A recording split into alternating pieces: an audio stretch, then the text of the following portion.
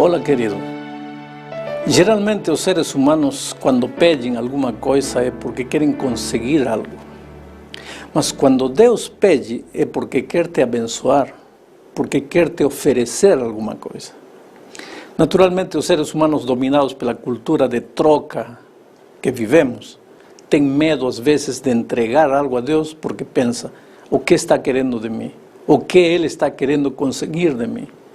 Mas Deus não quer conseguir nada. Ele é Deus, Ele é suficiente, Ele não precisa de nada.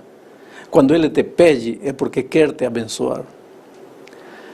Com relação ao trabalho missionário, isso fica bem claro no capítulo 8 do livro de Atos dos Apóstolos. Aí encontramos a história do eunuco etíope que estava querendo conhecer a palavra de Deus e não sabia como. Então a história diz que Deus enviou o anjo a Filipe para que por sua vez Filipe procurasse o etíope e lhe contasse acerca de Jesus. A minha pergunta é a seguinte: o anjo não poderia ter ido direto onde o etíope? Para que perdeu o tempo indo onde Filipe? Fazendo isso, o anjo corria dois perigos. O primeiro era de que Filipe não quisesse aceitar o convite, não quisesse trabalhar e ficasse aí e o evangelho não chegasse ao etíope. O segundo problema era a perda de tempo. Em lugar de ir em linha reta, porque teve que procurar um homem para evangelizar o etíope. Mas aqui está a essência da evangelização. Quando Deus te pede que você faça trabalho missionário, não é porque Deus precisa de teu tempo, precisa de que você conte para outro o que Jesus fez por ti. Deus poderia pregar o evangelho como um ato miraculoso. Na Bíblia encontramos que um dia Deus queria falar ao coração de Balaam e não havia obreiro voluntário, não havia pregador, não havia evangelista, não havia ninguém. Tudo que Deus encontrou foi uma mula. Que fez? Deu o esboço para a mula e a mula pregou. E quando Jesus esteve nesta terra, disse mais: e se estes calarem, as pedras falarão. Quer dizer que Jesus pode pregar o evangelho sozinho. Pode pregar o evangelho através dos anjos, através dos animais, através das pedras. Então, para que Ele precisa de você e de mim? Para nada.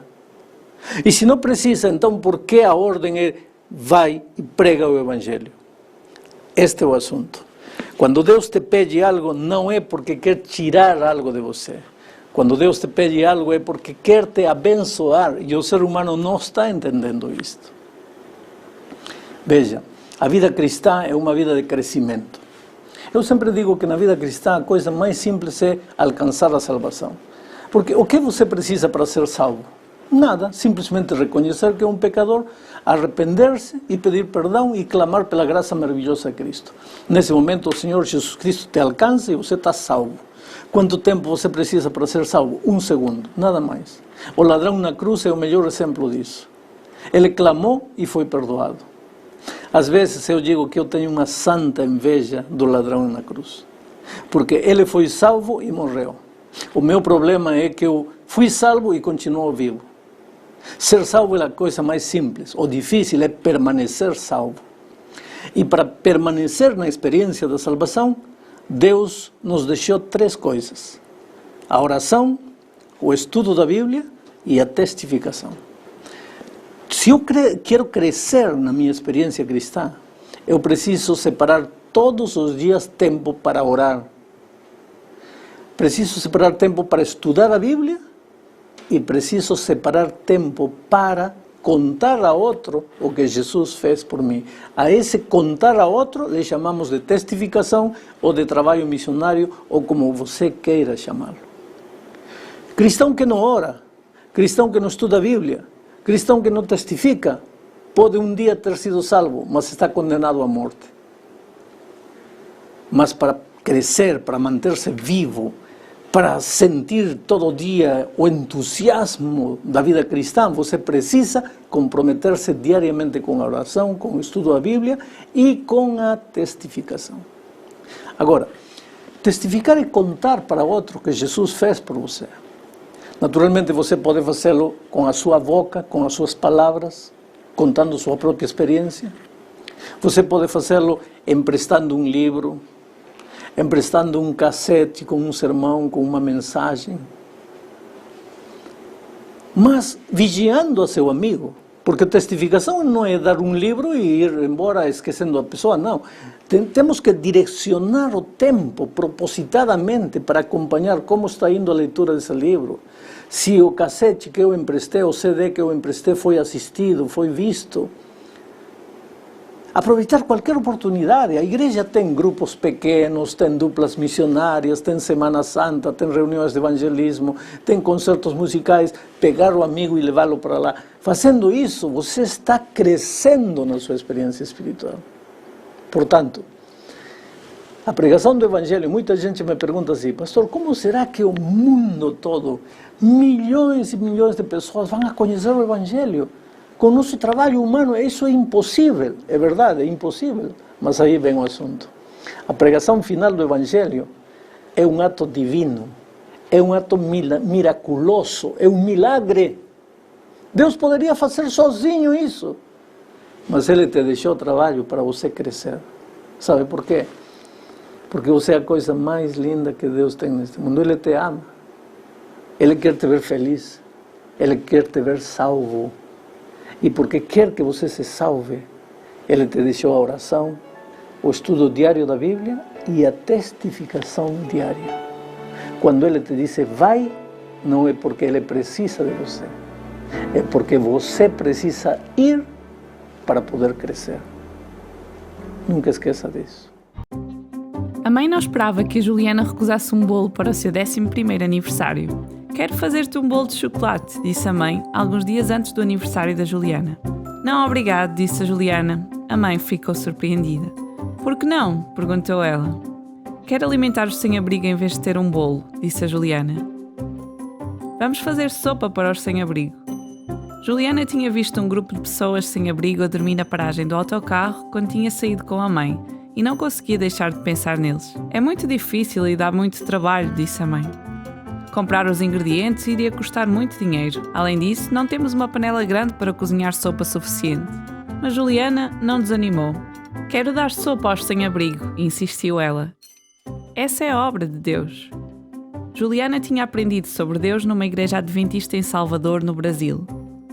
Primeiro, ela foi à igreja porque queria fazer parte do clube de desbravadores. Ela tinha visto uma vizinha a usar o uniforme dos desbravadores, por isso também quis ser desbravadora. Passado pouco tempo, ela entregou o seu coração a Jesus e batizou-se. A mãe estava feliz porque Juliana amava Deus, mas não estava interessada em ir à igreja. Depois de a mãe ter dito que não conseguia cozinhar sopa sem uma panela grande, a Juliana visitou alguns vizinhos adventistas e perguntou se eles tinham alguma que lhes pudessem emprestar. 2 vizinhas deram-lhe panelas grandes e ela levou-as para casa 3 dias antes do seu aniversário. Mas ainda não tinha os ingredientes para a sopa. O assunto parecia não ter solução, por isso Juliana orou. Deus, por favor, dá-me sabedoria e toca o coração da minha mãe para que me deixe fazer sopa para os sem-abrigo. No dia seguinte, a Juliana perguntou cautelosamente à mãe se podia fazer sopa para os sem-abrigo. A mãe ficou zangada. Vai à mercearia e pede-lhes que doem a comida para a sopa, respondeu ela. Ela esperava que a Juliana fosse demasiado tímida para ir à loja. Mas a Juliana foi alegremente à loja do bairro orando. Obrigado, Deus, por responderes à minha oração. Na loja, ela falou ao gerente sobre o seu desejo de fazer sopa para os sem-abrigo e perguntou se ele poderia oferecer os ingredientes. Ele disse-lhe que voltasse no dia seguinte. Juliana foi a várias lojas com o mesmo pedido, mas todos os gerentes lhe disseram que voltasse no dia seguinte. Ela visitou novamente os vizinhos adventistas e eles prometeram levar alguns vegetais. No dia anterior ao aniversário da Juliana, ela parou em frente da primeira loja depois da escola. O gerente deu-lhe um enorme saco de vegetais. As outras lojas e os vizinhos adventistas também lhe deram comida, tal como tinham dito. A mãe ficou em choque quando viu sacos de cebolas, pimentos, batatas, cenouras, abóboras, milho, especiarias e outros ingredientes para a sopa. O que é isto tudo? Perguntou ela. Estes são os ingredientes para a sopa que vais fazer, sorriu a Juliana e mostrou-lhe as 2 panelas que tinha pedido emprestadas. A mãe ficou surpreendida com a determinação da Juliana de ajudar os sem-abrigo. Com a ajuda de várias mulheres adventistas, elas fizeram a sopa. No dia do seu aniversário, a Juliana vestiu o seu uniforme de desbravadora e, com os amigos e a mãe, levaram as 2 grandes panelas de sopa para o carro. Quando chegaram à paragem de autocarro, onde as pessoas sem abrigo estavam sentadas, um amigo anunciou: "Hoje é o aniversário da Juliana e ela fez sopa para vocês." As pessoas sem abrigo ficaram encantadas. Todos fizeram um círculo à volta da Juliana, bateram palmas e cantaram-lhe os parabéns. A mãe sentiu-se envergonhada por não ter querido ajudar os sem-abrigo. Ela percebeu que a Juliana estava repleta do amor de Deus e também queria ficar cheia desse amor de Deus. 2 meses depois do aniversário da Juliana, a mãe batizou-se. Atualmente, Juliana e a mãe e vários membros da igreja saem 2 vezes por mês para alimentar os sem-abrigo e falar das bênçãos de Deus. Ao dar a sua oferta para o 13º sábado deste trimestre, uma parte dela vai ajudar a abrir um espaço na cidade da Juliana, em Salvador, no Brasil, onde as pessoas podem fazer estudos bíblicos e ter aulas de culinária saudável. Pense também em formas como pode ajudar as pessoas necessitadas da sua comunidade. Obrigado pela sua oferta para as missões.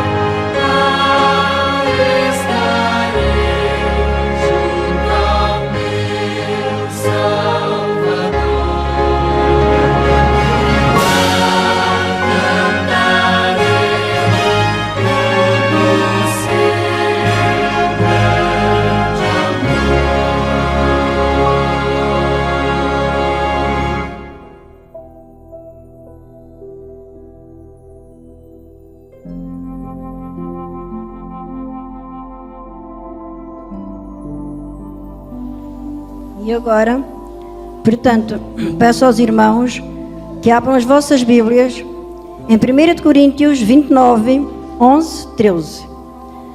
Vamos ler este versículo. Tua, Senhor, é a grandeza, o poder, a honra, a vitória e a majestade, porque teu é tudo quanto há nos céus e na terra. Amém.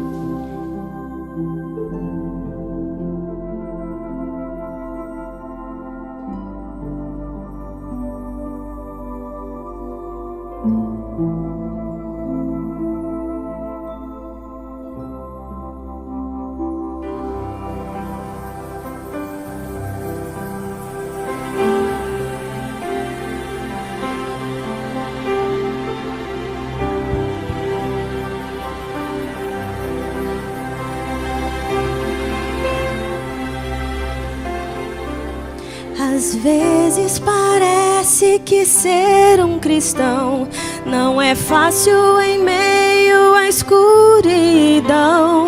Ainda mais se eu pensar que não é minha luz, mas a união com Deus que o brilho produz.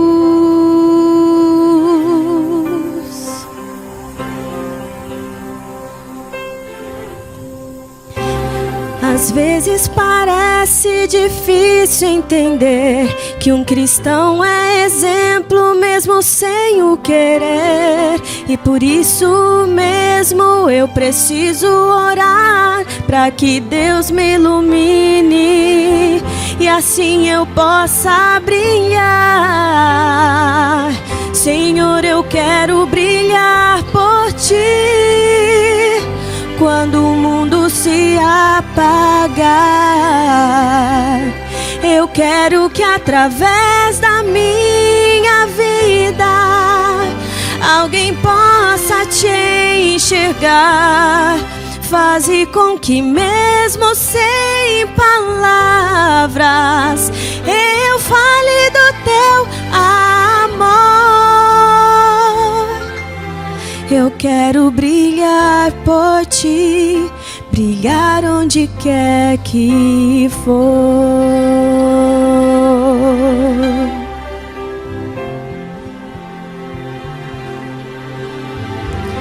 Às vezes eu temo que vou fracassar, pois eu sei que errei e continuo a errar.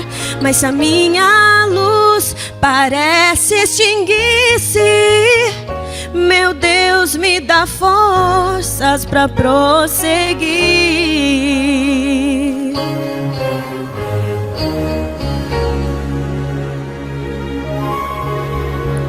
Não importa o quanto eu tente me esforçar, eu só posso vencer se Ele me ajudar. E é quando percebo meu esforço é vão, e o que devo fazer é segurar Sua mão. Senhor, eu quero brilhar por Ti quando o mundo se apagar. Eu quero que através da minha vida alguém possa Te enxergar. Faze com que mesmo sem palavras eu fale do Teu amor. Eu quero brilhar por Ti, brilhar onde quer que for.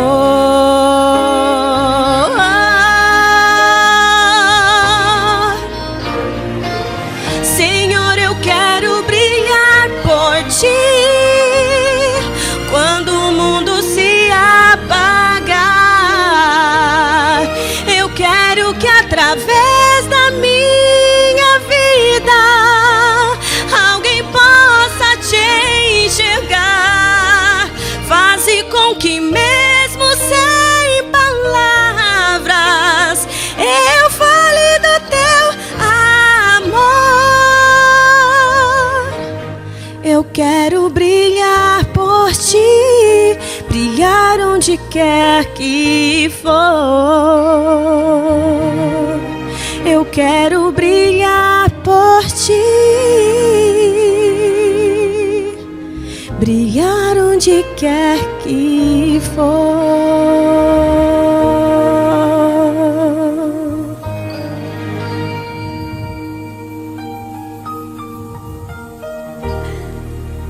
Amém. Bom dia a todos os irmãos. Queremos agradecer à Aline pelo belo culto, pelo belo hino que nos introduziu o culto. Também à Beta, pela história do filho pródigo, que de alguma maneira resume já, nós podíamos já fazer o resumo e terminar, porque vamos falar de identidade. Nós vamos falar da identidade do cristão. Eu queria pedir-vos para abrirmos a Bíblia no capítulo 8 de Romanos e lermos o verso 28 e 29. Este é um dos versos mais conhecidos e mais recitados pelos cristãos. E diz que sabemos que todas as coisas cooperam para o bem daqueles que amam a Deus, daqueles que são chamados segundo o seu propósito. Verso 28. Quem não conhecia? Todos conhecíamos este texto. E este texto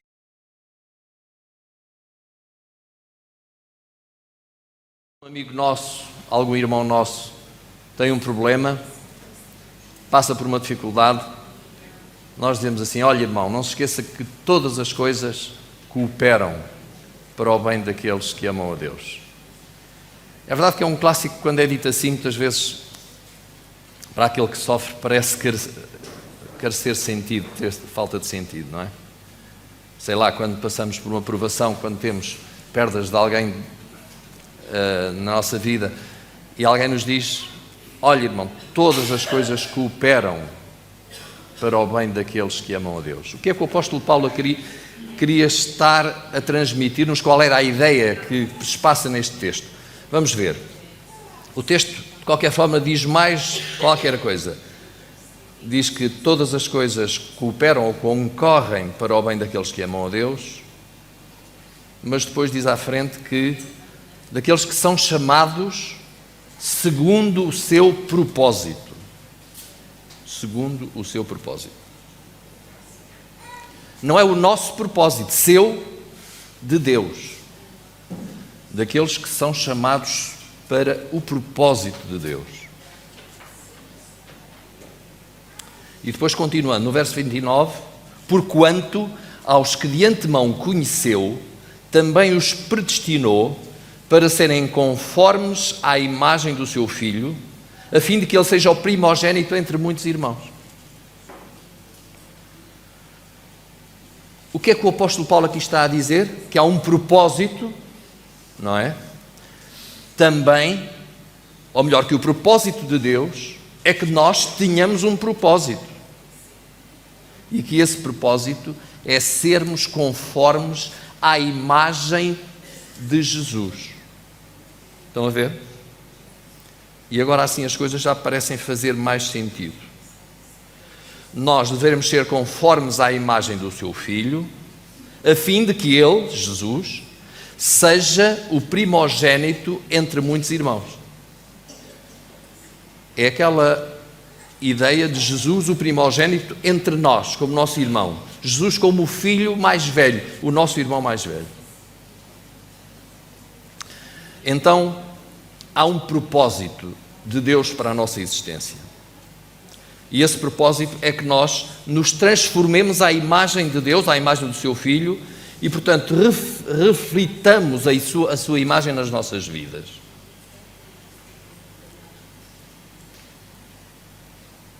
Quando Deus criou o homem, aqui a palavra imagem é muito importante e nós estamos a falar de identidade. Reparem, quando Deus criou o homem, criou-o como? À sua, Gênesis 1:26.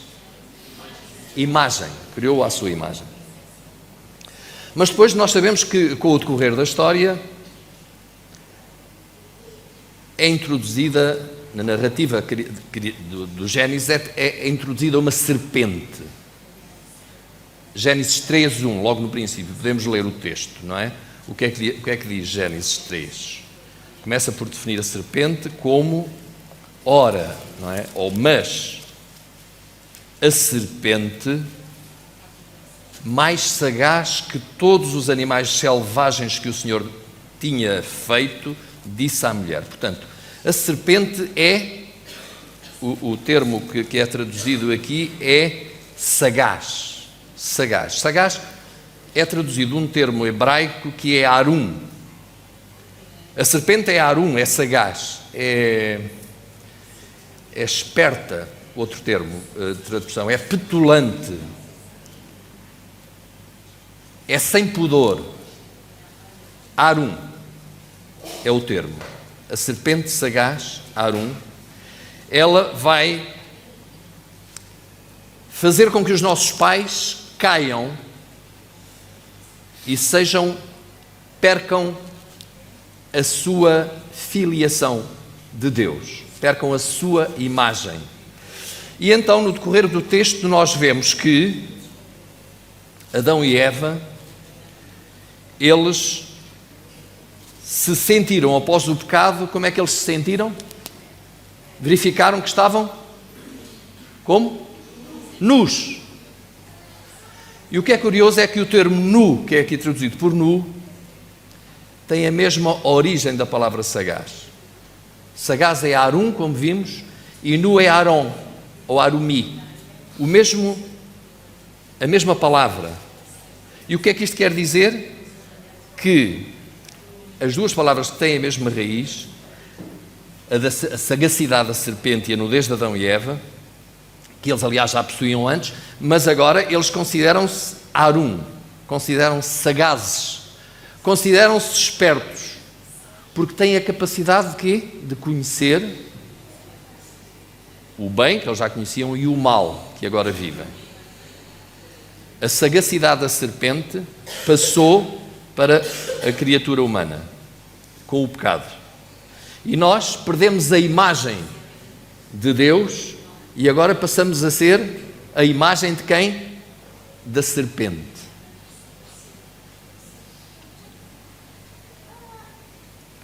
Quem é a serpente?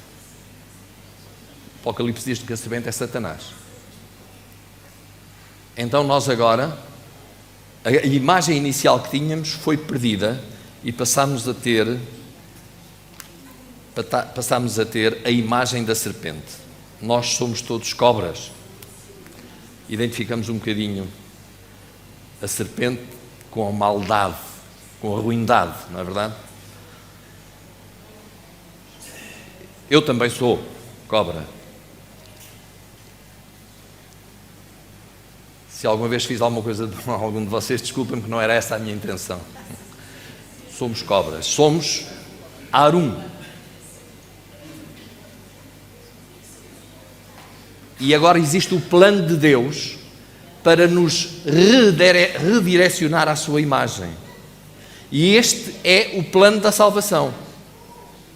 Portanto, o homem criado à imagem de Deus cai, vemo-nos nus, envergonhamos-nos dessa situação e agora Deus vai tentar fazer o seguinte, vai restabelecer uma ligação connosco e vai, como diz o texto, vai traduzir, vai tentar fazer no homem repor a sua imagem, não é? Restaurar em nós a imagem perdida.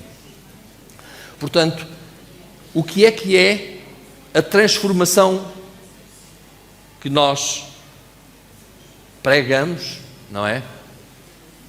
É a restauração da imagem de Deus perdida no Éden em nós.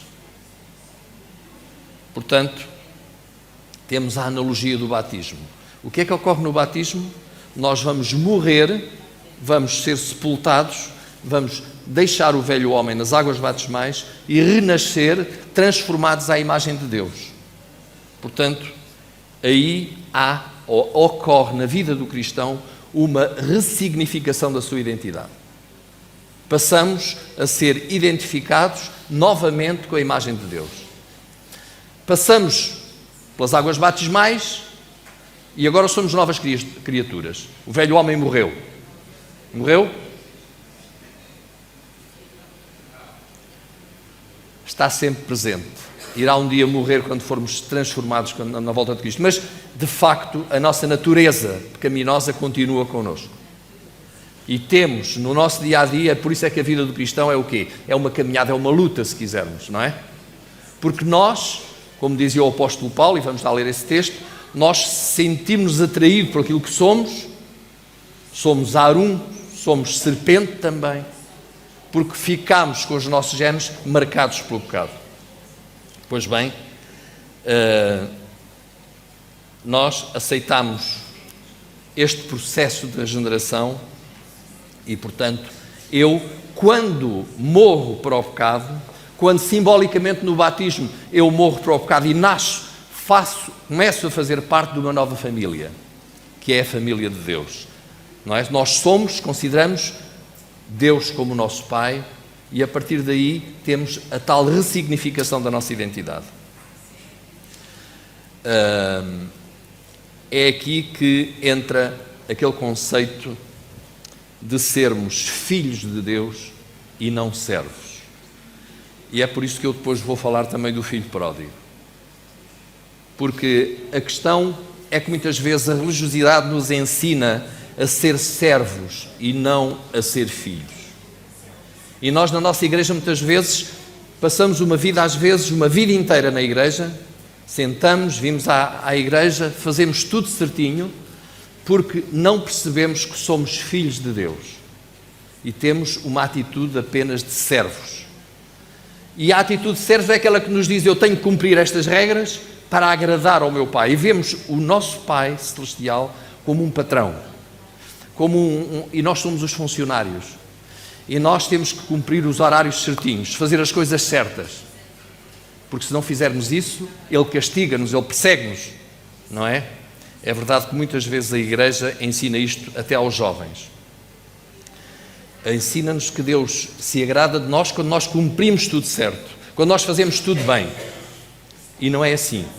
Na prática cristã não é essa a verdade. Portanto, Deus não nos castiga quando erramos, Deus ama-nos quando erramos e, a despeito de errarmos, Ele nos considera seus filhos. Esta é a grande lição que temos que ensinar logo às crianças e temos que pregar na igreja. Nós somos filhos de Deus, não servos. E nós temos muitas experiências. Eu posso-vos contar algumas das minhas. Quando a minha filha pequena, a Sara, que vocês conhecem bem, quando ela era pequenina e estava a aprender a falar, ela, quando tentava pedir um copo de água, pedia-nos um copo. Em vez de copo, dizia poco, poco. E nós dizíamos: não, Sara, não é poco, é copo. Diz lá, poco. Não é assim. Diz copo, poco. Nós ríamos. Vocês percebem que quantas vezes é que acham que eu e a Beta tratámos mal a Sara por causa disto? Nenhuma. Porquê? Porque nós a amamos, porque era a nossa filha. Porque apesar dela dizer mal, dela falar mal, dela estar errada, nós a amamos. E é assim connosco. Se nós que somos humanos damos boas coisas aos nossos filhos, como ensina Jesus, quanto mais o Pai que está nos céus. Deus trata-nos da mesma forma. Nós erramos. Nós pecamos, e o pecado, a palavra pecado em grego é amártia. A amártia é errar o alvo. Quando nós, com uma seta, tentamos atingir o alvo e depois a seta não acerta no alvo, ela vai ao lado, nós pecamos. Este é o pecado. O pecado é a amártia, errar o alvo. E nós passamos a vida a errar o alvo, porque nós não somos perfeitos jogadores, não temos a destreza. Porquê? Porque temos o pecado connosco. O tal problema da imagem da serpente. E então, erramos o alvo. E Deus compreende que erramos o alvo. E Deus ama-nos apesar de nós errarmos o alvo. Às vezes temos a noção que se erramos o alvo, estamos automaticamente excluídos. Que Deus não nos aceita como filhos. E temos que perceber a nossa experiência com os nossos filhos para percebermos como é que é o amor de Deus. Vamos ler o texto de 2 Coríntios, mais uma vez o apóstolo Paulo, 3:18. 2 Coríntios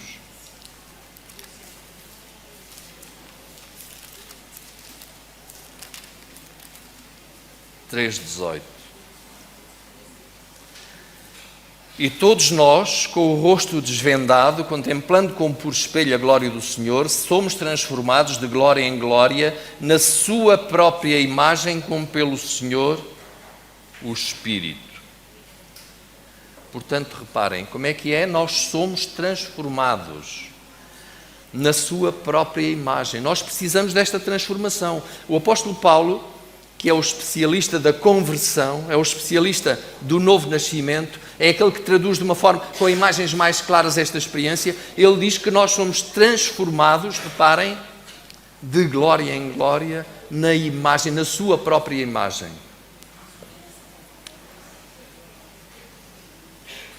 Gálatas 2:20, continuamos com Paulo. Então,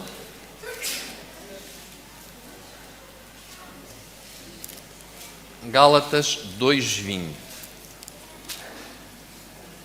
um texto muito conhecido também.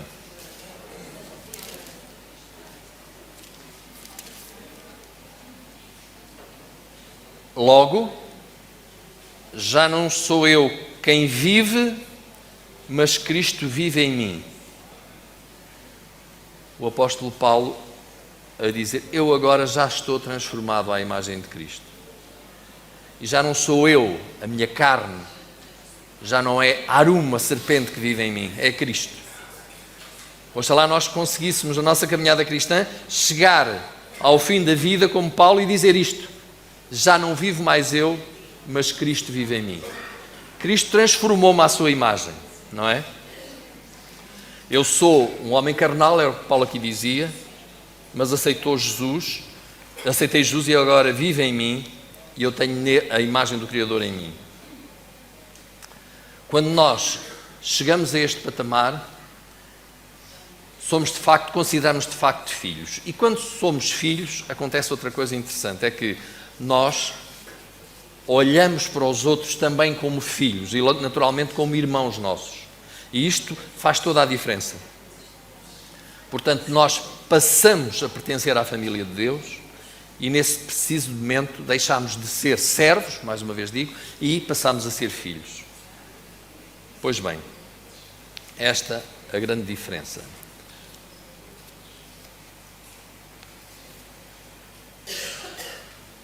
Em João 15:15, temos o texto inicial que eu pus como texto-chave deste culto, que é Jesus a dizer aos seus apóstolos, o quê?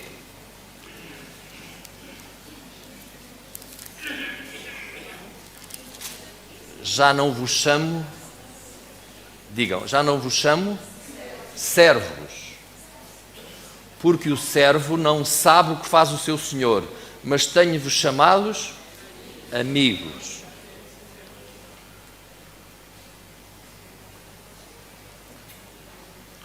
Quando eu me entendo como filho, eu entendo que quem está ao meu lado também é filho, também é amado por Deus. Nós somos todos diferentes. Todos crescemos com um determinado ambiente social, na escola, na família, e todos nós aprendemos determinadas coisas com as quais crescemos e com as quais depois nos definimos, não é verdade? E a diferença entre cada um de nós, ela é talvez mais perceptível e mais sentida na vida do casal. Quando duas pessoas formam um casal e começam a viver os primeiros tempos, cada uma traz a sua história e ao encontrarem-se, eles começam no princípio a sentir as diferenças que existem. E quem é que, dos casais mais velhos que aqui estão, quem é que não passou por isso e não se lembra dessa adaptação que é necessária? Não é? Eu e a Beta temos muitas diferenças. De gostos, de sentimentos até. E é curioso, mas Deus, apesar de tudo, tem-nos abençoado nessa diferença. Mas às vezes é difícil e é árduo, não é? Porque se eu tenho fome, ela está saciada, se ela tem frio, eu tenho calor. Invariavelmente acontece isto. Se ela gosta do verde, eu gosto do vermelho. Enfim, há uma diferença tão grande que nós às vezes até nos rimos com isso, não é? Mas lá está, quando nós refletimos a imagem de Deus, quando Cristo transforma os nossos corações, nós não temos tendência para impor os nossos valores, no sentido de que temos que respeitar o outro como ele é e aceitá-lo.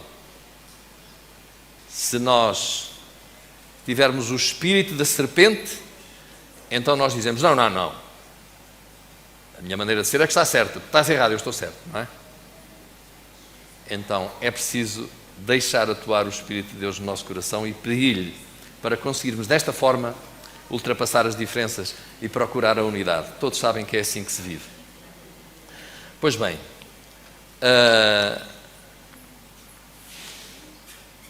nós somos filhos e não servos. Se há alguém que está aqui na igreja e que acha que é servo de Deus e que leva uma vida como servo, alguém que acha que para merecer o amor de Deus tem que se esforçar, então esse alguém precisa de saber isto. Precisa saber que por mais que faça, as suas obras não vão alterar nunca o amor que Deus tem por ele. Porque não há nada que nós possamos fazer de mal que nos afaste do amor de Deus. Mas também não há nada que nós façamos de bem que nos aproxime mais dele. Porque Deus não é volúvel, não é instável, não tem períodos de bom e de mau humor. Compreendem? Então, porque ele não é volúvel, ele ama-nos, quer façamos isto ou façamos aquilo. Ele apenas precisa que nós venhamos ao seu encontro. E é aqui que tem lugar a história do filho pródigo. Lucas 15 é um capítulo extraordinário. Talvez para mim seja o capítulo mais extraordinário de toda a Bíblia. E lá contam-se 3 histórias. 3 histórias que tentam mostrar-nos como é que é o amor de Deus por nós. Lá conta-se a história da ovelha perdida, da dracma perdida e a história do filho pródigo. Neste capítulo falamos de 3 festas. O céu é um lugar de festas. E quem não gosta de festas, é melhor não pensar em ir para o céu, porque o céu é um lugar de festa, de alegria. Pois bem, a história do filho pródigo já foi contada, que todos conhecemos. E o que é que podemos resumir? A história é a seguinte, é que o filho mais novo, que vivia na casa do pai, considerava-se ele próprio um servo. E porque se considerava um servo, não é? Ele um dia vai ter com o pai e diz, pai, eu estou farto disto. Eu quero procurar outra vida e tu, por favor, dá-me tudo aquilo que eu tenho direito. Dá-me a minha herança, porque eu quero me ir embora. Ele, quando foi ter com o pai pedir isto, sabe o que é que ele estava a dizer? Pai, tu para mim morreste. Porque naquele tempo, como aliás hoje, não é? Quando é que se tem direito à herança? Quando, Margarida? Quando é que se tem direito à herança? Quando o pai morre. E era assim naquele tempo. Portanto, ele estava a dizer ao pai, olha pai, tu para mim morreste. Esquece. Eu quero viver a minha vida. Hoje, quando alguém está na igreja e tem esta atitude, vou-me embora, é porque também vive a igreja como se fosse um servo, como tendo que cumprir obrigações, não se considera filho. Nós na igreja somos filhos. Nós na igreja merecemos e temos o amor do Pai, independentemente daquilo que nós façamos. E este filho parte com o dinheiro que o pai lhe dá e vai viver dissolutamente. Não sabemos como, mas ele gastou rapidamente o dinheiro todo. E a terra onde ele estava começou a passar por uma fome muito grande. Ele não tinha, de facto, dinheiro para comer. E sujeitou-se àquilo que um judeu nunca se sujeitaria, que era ir cuidar de porcos, de animais imundos. Para poder comer, comia as alfarrobas que os porcos comiam. Não é? E de repente cai em si e pensou: então, mas na casa do meu pai todos os servos têm comida e vivem bem, por que razão é que eu estou a passar por isto? Não faz sentido nenhum, eu vou-me embora. E regressou à casa do pai. E nós aqui vemos o quê? Que quando ele aparece lá no cimo, perto da casa, o pai que todos os dias ia à estrada a ver se o filho chegava, o pai vai correr ao encontro do filho. Não é? Naquele tempo os homens ricos, poderosos, não corriam, andavam sempre muito recatados. Mas ele não quer saber dos preconceitos sociais e corre ter com o filho e vai abraçar o filho. E manda os servos trazerem uma túnica ou pô-lo de quarentena, para ver se ele tinha alguma doença. O que é que ele fez? Não. Ele agarrou no filho e disse: tragam-lhe o anel de família, que é a identificação. Estão a ver? A identificação familiar. Porque este anel é para os meus filhos. O anel que lhe dava o direito de ser considerado filho. Então este rapaz volta para a casa do pai e o pai agora vai fazer uma festa. Manda matar o bezerro cevado, aquele que é criado, aquele bezerro especial, criado de uma forma especial para ser utilizado em festas de ocasiões especiais. E então toda a gente se reúne naquela festa. E entretanto chega o filho mais velho, o tal cumpridor, o tal membro da igreja que se considerava servo. E este filho mais velho, quando vê aquele barulho, pergunta-se: o que é que se passa aqui? O que é isto? Barulho? Festa? Música? Danças? O que é que foi? Olha, sabes, o teu irmão mais novo regressou a casa e o teu pai ficou tão contente que mandou fazer uma festa, mandou matar o bezerro cevado. Não, eu não entro nisso. Quer saber isso? Eu não gosto de festas. E entretanto o pai, mais uma vez, vem ter com o filho. Sai da festa e vem ter com o filho. Então, filho, o que é que se passa contigo? O que é que ele diz ao pai? Vamos ver o texto. Vamos ver Lucas 15.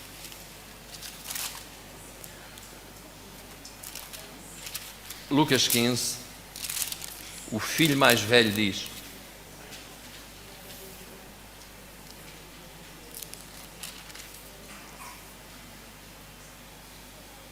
mas ele respondeu ao seu pai: há tantos anos que te sirvo.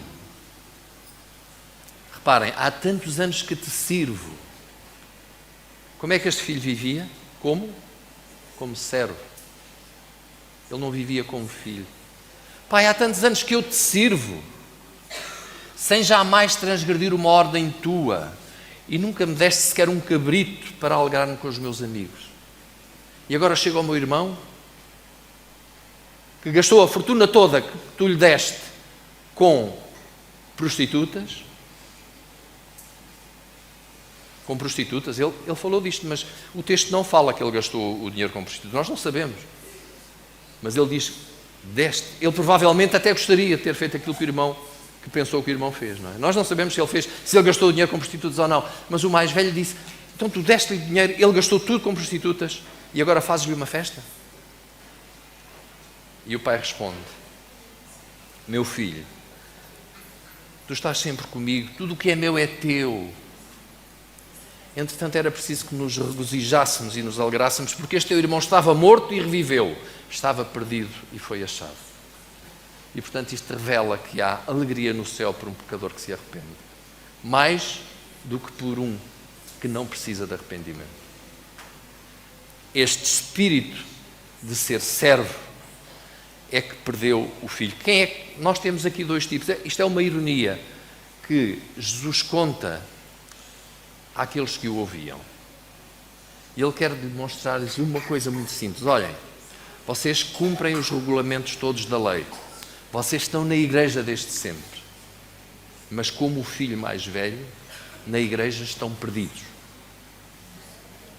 E o filho mais novo, o que regressou a casa, o que percebeu a sua situação, aquele que disse, pai, pequei contra ti, esse que não estava na igreja, esse está salvo.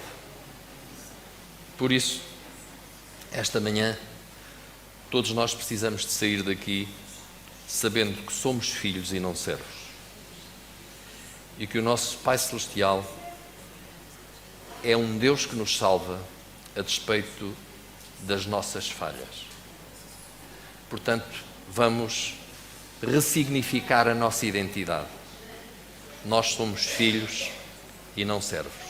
Que possa ser esta a vossa oração e a minha, em nome do amor de Jesus.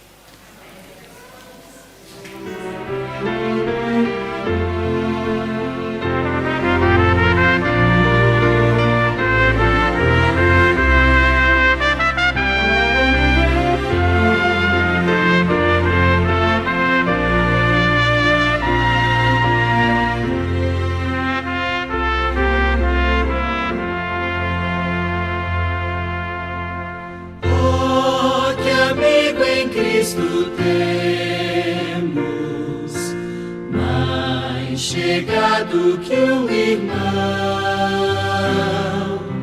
quer que tudo nós levemos ao bom Deus em oração. Oh, que paz perdemos sempre,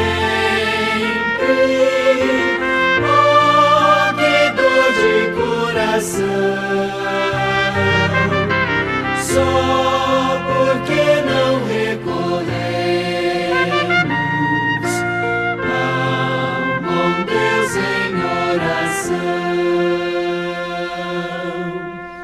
Há tristezas e pesares, há na vida tentação. Ficamos sem conforto, indo a Cristo em oração. Pode haver um outro amigo, tão grandioso em compaixão, aos humildes e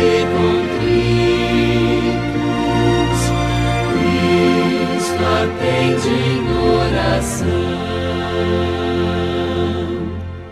Quando em dor desfalecemos, Cristo estende-nos a mão, pois é sempre a nossa força, é refúgio em oração. E se aqui nos menosprezam,